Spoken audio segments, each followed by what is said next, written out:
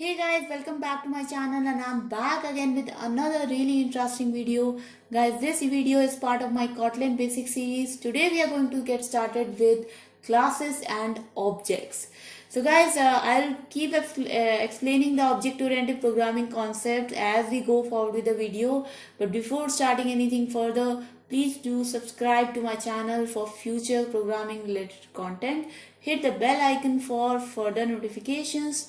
If you have any questions, comments, suggestions, please put them in the comment section below. I will definitely address them. And guys, give this video a big thumbs up, share it with your friends. Now without making any delay, let's get started. So guys, I'll keep explaining the terminology to you as we get started. First of all, you can already see on my screen that I have a Kotlin project already created. This I have explained in my previous videos also, so you can go and watch the getting started video to actually create a Kotlin project. The first thing which we are going to do in this project is to create a package. So how you can create a package? You will by default get a Kotlin folder inside your main folder, inside source, inside main. So just right click on it and select new and select package. Here you just have to give the package name, like in my case I am giving app.example. So you can see guys on my screen that the package app example is created. So now we need to understand what is the concept of packages. So guys, we need to create packages to actually organize our code. So for example, if I have a class called as phone, and that phone is doing some smartphone things like it is having camera, it is having applications, etc. And I have another class called as phone, which is doing only legacy stuff, like it is only having calling functionality, it is not even having it's having like a green and black screen.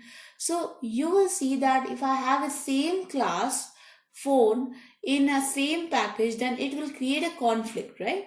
So to actually organize a related code and to make it more in a group, we actually create a package and then we put those classes inside a package where all of them begin to a certain functionality. So for example, here I created a package called as app.example. Let's say I can also create a package which is called as app.example, maybe new example, right?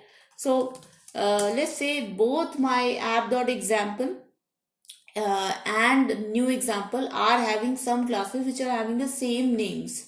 So I can use both of those classes in different packages with same name. There will not be any conflicts, and thereby you can actually group the related code and write them in a much more organized manner.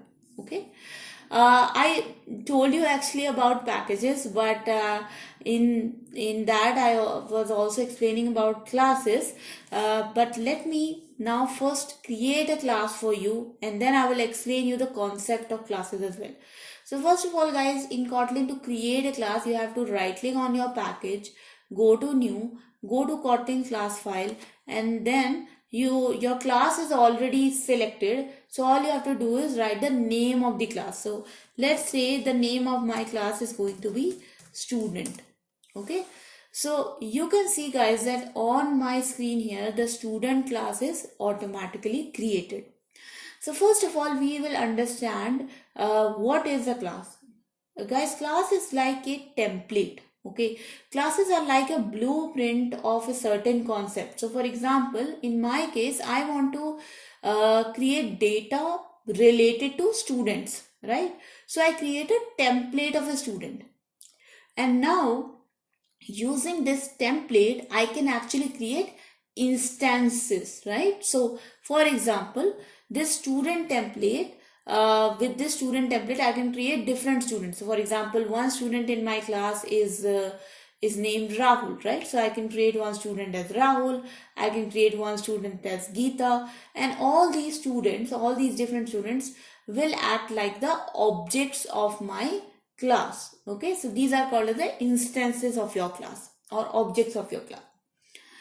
Now guys, you know the concept of classes, you know the concept of objects. Now we need to understand the concept of properties or attributes in a class. So guys, what are the properties of a class? Properties of a class are actually, certain features a class template can have. So for example, my student class template is going to have definitely a name. So whenever I will create an object of my student class, it is mandatory that every student is going to have a name. So I am going to create a var name, data type is string, and by default you have to initialize every attribute in a class. So I am by default initializing it to empty. Okay, and now you can have another property in your student class, for example marks, right? So every student is going to have a name and every student is going to have certain marks in their class, and let's initialize this value to 0. Okay, so let's keep it very simple. Now you can see that in my class I have created two properties, and these are called as name and these are called as marks, and these properties are actually the features of this class. So by features we mean that you can print out these properties, you can change the value of these properties. So they are actually the data inside your object. So you can create a template, you can create a template of you can create the objects of that template, but the actual data inside that object is being carried out by these properties. So you can see that you can change the name of the student, you can set the marks of the students, etc, etc, using these properties. The next thing which we are going to see guys is the methods. So guys, if you want to create methods inside your class, you have to use a keyword called as function.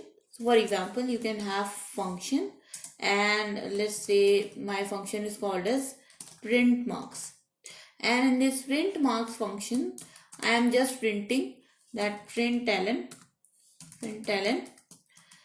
student and then his or her name, student $name got $marks in their subject, right? So what are the okay, let's write this. Okay, so this using this fun keyword guys, you can actually create function inside your or methods inside your class. What are the methods guys? Methods are basically used to perform some action inside your class. Okay, so if you want to like create a class and you want to perform some action on it, so for example, I created a class student, and then I want to use the object of this student class to actually print the marks of that student and his or her name as well. So that's why I created a function here, print marks. So just like this function, you can create multiple functions, and all functions are called as member functions, and they can basically help you to perform any action with that particular object of that class. We have to keep this in mind guys, that whenever you will create objects of this class, the method which is called on that object, this method will only be able to access the attributes of that particular object. So for example, if I create a student object and I'm having some name and some marks, then this print marks function is only going to print the name and the marks of that particular student object. If you create another object, then this function is going to print the name of the marks and the marks of the other student. Okay, it could not be clear to you right now, but when we will see it in example, it will be much more clear to you. Okay, so now we have created a class, we have the attributes, we have the methods. Now we have to actually use this class to do something. How we can use this class? We can use this class to by actually creating objects of it, right? So if you want to create object of it, then first of all we have to create a main class, because in your main function only you are able to start the program, and from there only your entry point basically starts your code. Okay, so let me create a file here, and let's create a simple Kotlin file, and let's name is the main Kotlin. Okay, and now I'm not selecting class, I'm selecting file. Okay, and as soon as I clicked enter, you will see that main kotlin.kt is created. Now I will just write a function main here. So function main, and there you go guys, now my function is created. So first of all, I have to create a student object. So for example, my student is, let's say my student is called as Rahul, and now I will create a student object. So to create a student object, all you have to do is you have to write the class name, and you have to write the round brackets. Okay, so now you can see that Rahul is a variable, and it is having it is assigned a student object. So now if I call Rahul dot print marks, you are going to see that it is going to print the default values of a student class. So if I just run this, so you will see that it is going to print the default values.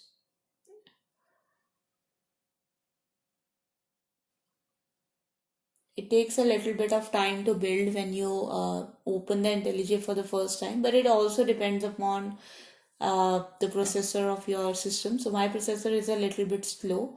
That's why it takes a little bit more time.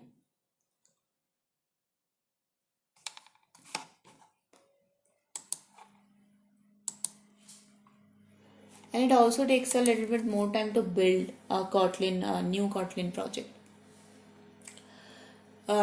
But you will see guys that when this code will get executed, then we are just going to see like 0 marks. So student got 0 marks in their subject, and after student no name was printed, because by default the name value was the empty string. Now what we are going to do, we are going to set the name as Rahul, and we are going to set the marks as, let's suppose he got 50 marks, right? Now if we print this, you will see that it will print student Rahul got 50 marks in their subject. So there you go guys, that's the concept, that you can create an object, you can change their properties, and if you call the function, their member function, it is going to access the values of that particular object. So just like that, we can create another object. So for example, val Geeta is equals to student, and then you can put Geeta dot name equals to Geeta, and Geeta dot marks equals to 90, and then Geeta dot print marks. So now we will see two statements. One will be that the student Rahul got 50 marks in their project, and one is that student Geeta got 90 marks in their subject. Okay.